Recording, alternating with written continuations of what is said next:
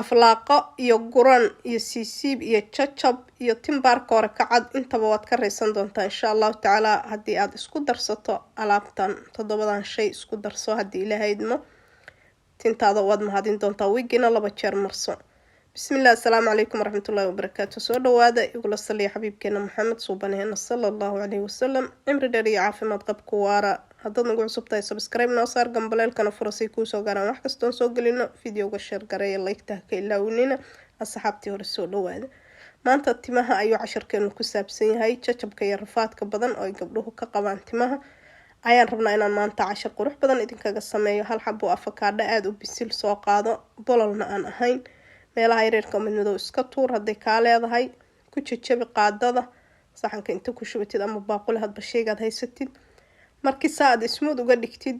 toon soo qaado toonta inta isku dhagan oo cutubka qayb kamid ah ama ayadoo dhan isticmaal tintaadu say u badan tahay haba ku xiran tahay birta karootada soo qaado birta karootada ku hooleysaa sidoo kale hal jab oo weyn oo basal ama hal xabo oo yar oo basal aad soo qaadanaysaa iyadana waad hooleysaa waa hadii aadan haysan mishinta wax lagu ridqo ama wax lagu shiido oodan ku shiidan karin laakiin haddii aad mishinta haysato uma baahnid oo karootada birteeda uma baahnid mishinta hore ka gelinaysaa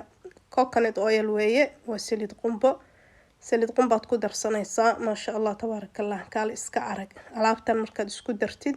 tintaada wax weyn baad ka faa'iidi doontaa hadii lahayd wigina 2 jeer mari muddo bila saa kuwad bishaas hadaad wigi 2 jeer marisid faa'iido badan baad ka helaysaa insha allah mayonnaise baad ku daraysaa mayonnaise waa kan caadiga cuntada lagu daro waa taqaanaa basbaas iyo waxba lahayn caana garoorna waa ku daraysaa ama caanaha dhanaan iyo yogurtka sidoo kale waxaad ku daraysaa chablin dhanaan ah hal xabo oo kunta jaalaha inta ah hal xabo oo kuna yani qaybteeda jaalahana ayadana waad ku daraysaa inta isku garaac si fiican iskugu qas kareemkaasi ku soo baxaysa markii kareem saa kuugu soo baxdo tintaada si fiican u dhexgeli salka uga massage 2 saac 3 saac kadib ka dhaq marka saliidaada marso wigi 2 jeer isticmaal hadda qashinkii aan markaan hooleynay wixii basashii ka haray iyo toontoontii ka hartay baan ku soo daray mishintaan ku xurbinaya ama aan ku garaacaya